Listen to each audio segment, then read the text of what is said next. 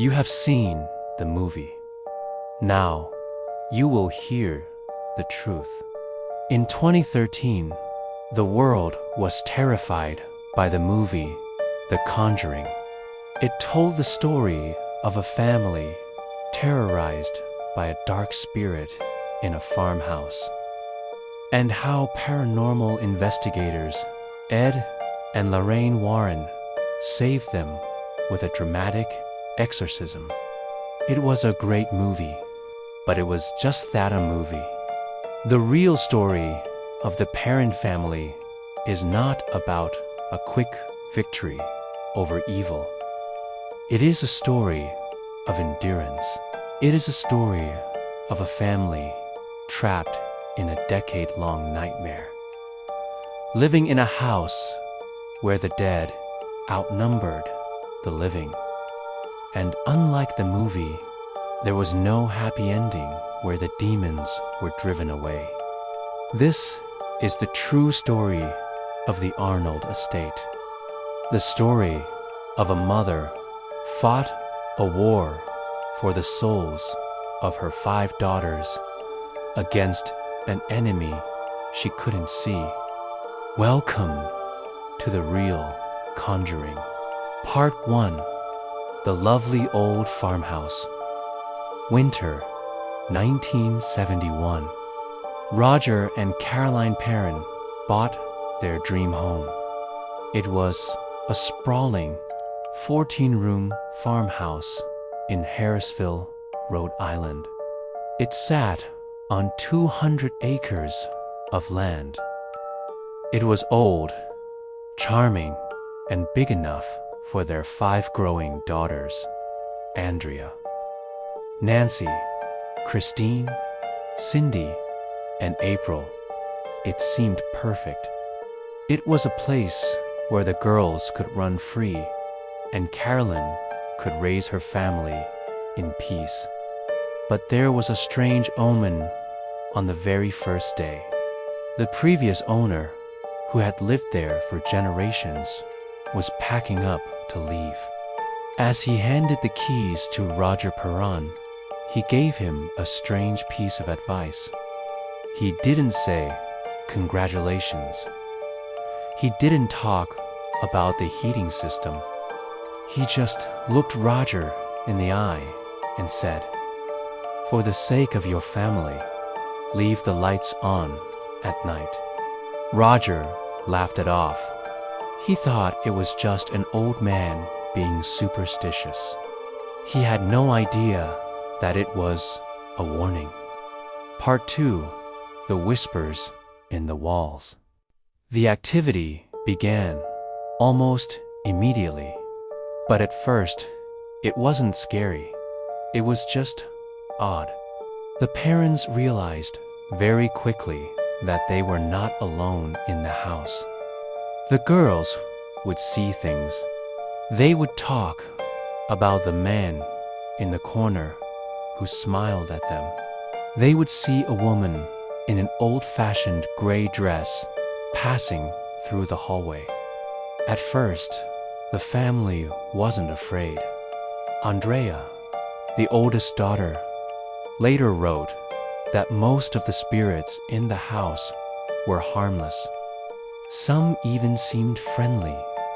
The girls would hear quiet singing in the bedrooms.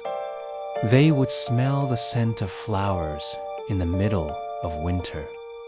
It seemed like a busy house full of invisible guests. But then the atmosphere began to shift. The harmless spirits seemed to fade away, making room for something else, something heavier. Items started going missing. Caroline would put down her hairbrush, turn around, and it would be gone, only to reappear days later in the basement. Then came the noises at night when the house was quiet. The family would hear the distinct sound of a baby crying. It would echo through the heating vents. It sounded heartbroken. And then there was the sweeping sound Late at night, Caroline would hear the sound of a broom sweeping the kitchen floor. Swish, swish, swish. When she went down to check, the kitchen was empty, but the broom would be in a different corner than where she left it. The house was waking up, and it had decided it didn't like the new mother. Part 3. The target. The entity in the house made one thing very clear. It hated Caroline. It seemed to resent her role as the mother. It wanted to be the mistress of the house, and Caroline was in its way. The attacks on Caroline were subtle, at first designed to make her doubt her sanity.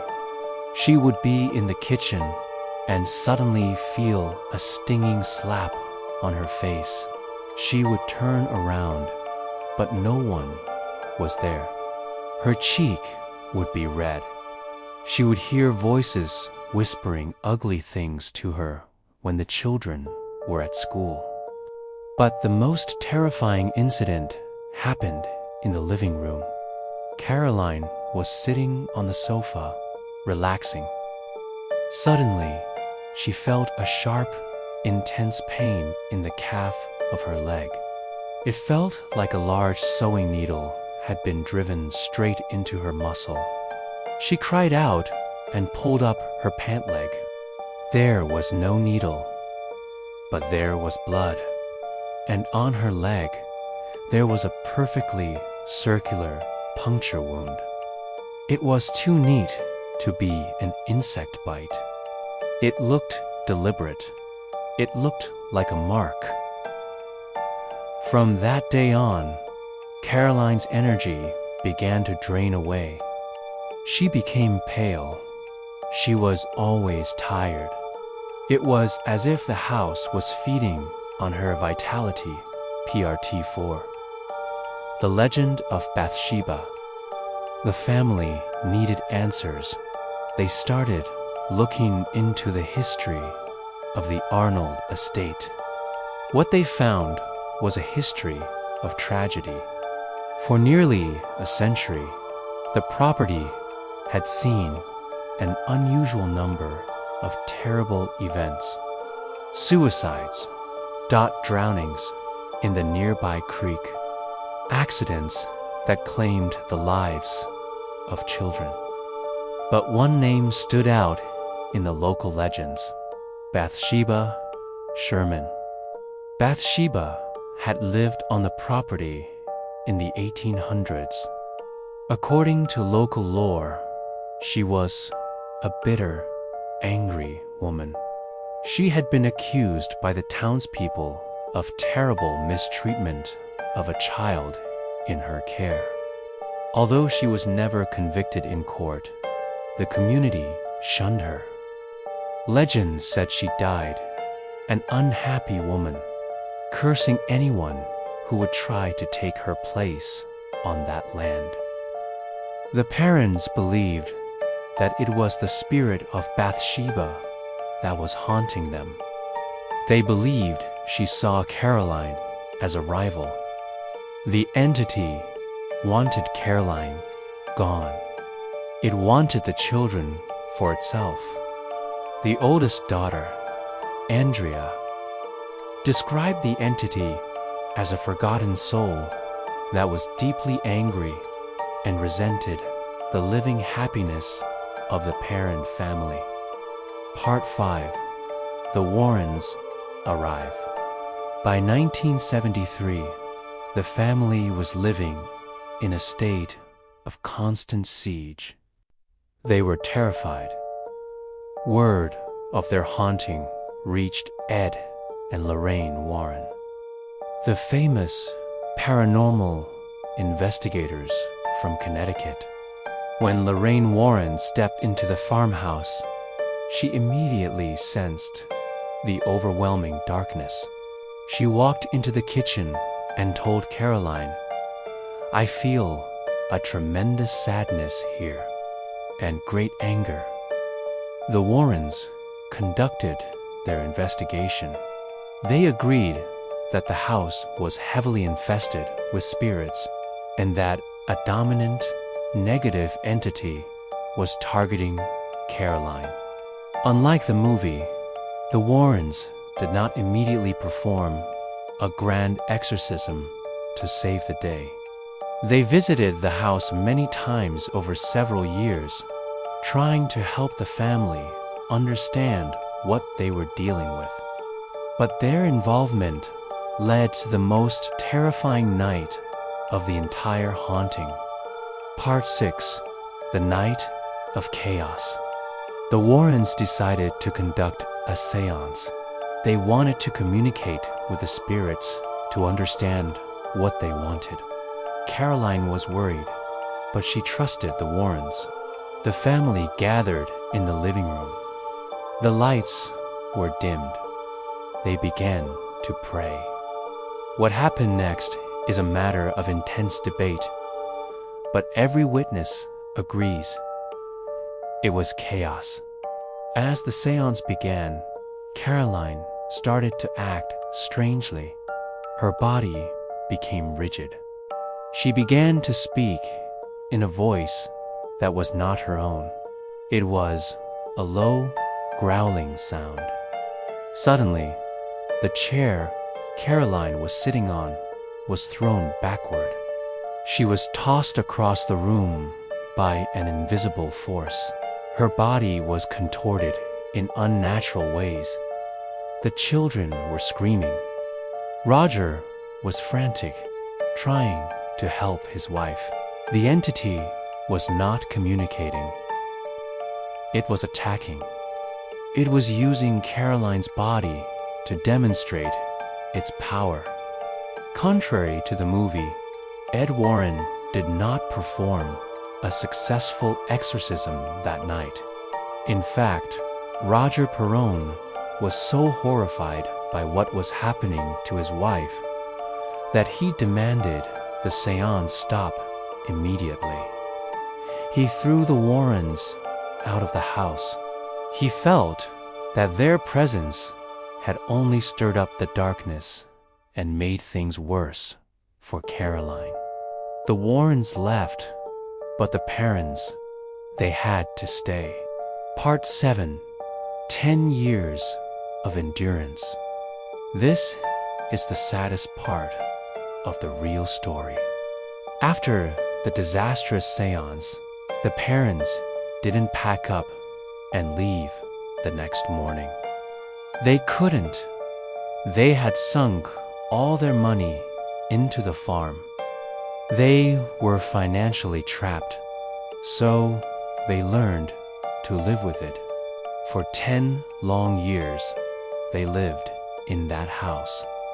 They learned which rooms to avoid at night. They learned not to react when doors slammed on their own. They learned to ignore the whispers. Caroline remained the primary target, but she grew stronger. She refused to let the entity drive her out of her own home. She fought back with her love for her children. The girls grew up in a house where the paranormal was normal. It shaped their entire lives. Eventually, in 1980, they were finally able to sell the property and move away. The nightmare was finally over. Part 8: Conclusion. The movie The Conjuring gave us a hero story. It gave us a clear battle between good and evil, where good wins in the end. But the real story of the Perron family is about something more realistic. It's about survival. It's about a mother who protected her children from a darkness she couldn't touch. It's about a family that stayed together even when their own house was trying to tear them apart. The Arnold estate still stands today. Other owners have lived there since. Some say it's quiet now. Others say, the entities are just waiting. The next time you watch a horror movie with a happy ending, remember the Perrons. Remember that in real life, sometimes the only victory is just surviving the night. Thank you for watching the true story behind The Conjuring. Why do you think the movie changed so much of the real story? Do you think they should have shown the grimmer reality? Let me know in the comments below. Stay safe, keep your lights on, and I will see you in the next video.